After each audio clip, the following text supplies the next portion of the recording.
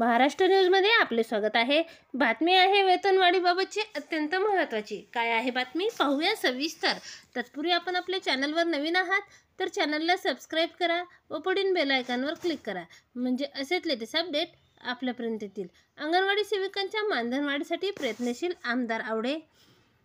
जीवाची पर्वा न करता घरोघरी जाऊन माहिती गोळा करण्यासह शासकीय योजनेचा लाभ गरजूपर्यंत पोहोचवणाऱ्या अंगणवाडी सेविका, मदतनीस आणि आशा वर्कर यांना मानधन वाढ मिळाली पाहिजे या संदर्भात आपण विधानसभेत आवाज उठवला आहे। मानधन वाढ मिळण्यासाठी सर्वतोपरी प्रयत्न करेन अशी ग्वाही आमदार आवडे यांनी दिली आहे।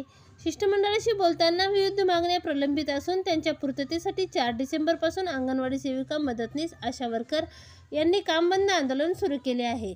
या पार्श्वभूमीवर शिष्टमंडळाने आमदार आवडे यांची भेट घेऊन हा प्रश्न शासन दरबारी मांडून अंगणवाडी सेविका, मदतनीस आणि आशा वर्कर यांना न्याय मिळवून द्यावा अशी मागणी केली। अंगणवाडी सेविका, मदतनीस, आशा वर्कर्स यांच्या मानधन वाढ गरजेचे आहे या संदर्भात आपण विधानसभेत प्रश्न उपस्थित केला आहे। मानधन वाढ झालीच पाहिजे या मतावर मी आज ठाम असून हा प्रश्न शासन दरबारी मांडून तो सोडवण्यासाठी प्रयत्नशील राहणार असल्याचे आमदार प्रकाश आवडे यांनी सांगितले आहे।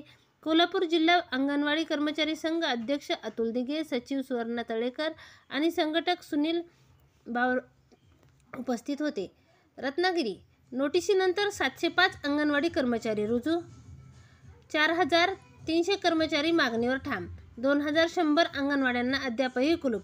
अंगणवाडी सुरू न करणाऱ्या, कामावर हजर न होणाऱ्या अंगणवाडी सेविका आणि मदतनीसांना प्रशासनाने कारवाईच्या नोटिसा बजावल्या आहेत। या नोटिशीनंतर 705 कर्मचारी कामावर परतले आहेत, मात्र 4300 कर्मचारी मागणीवर ठाम आहेत। त्यामुळे 2100 अंगणवाड्यांना अद्यापही कुलूप आहे। महिन्याभरापासून जिल्ह्यातील अंगणवाडी कर्मचाऱ्यांनी बेमुदत संप सुरू केला आहे। या संपात बहुसंख्य कर्मचारी सहभागी झाले होते, परिणामी अंगणवाड्यांना कुलूप होते। त्यामुळे गेल्या महिन्याभरापासून बालकांचा पोषण आहार थांबला होता। सेविका, मदतनीसावर कारवाई करा, अंगणवाड्याच्या चाव्या ताब्यात घ्या असे आदेश शासनाने प्रशासनाने दिले होते। आदेशानुसार जिल्हा परिषदेच्या प्रशासनाकडून जिल्ह्यातील अनेक कर्मचाऱ्यांना कारवाईच्या नोटिसा दिल्या आहेत। त्यामुळे कारवाईच्या धास्तीने काही अंगणवाडी सेविका, मदतनीस अंगणवाडीत दाखल झाल्या आहेत, मात्र अद्यापही कर्मचारी मागणीवर ठाम आहेत।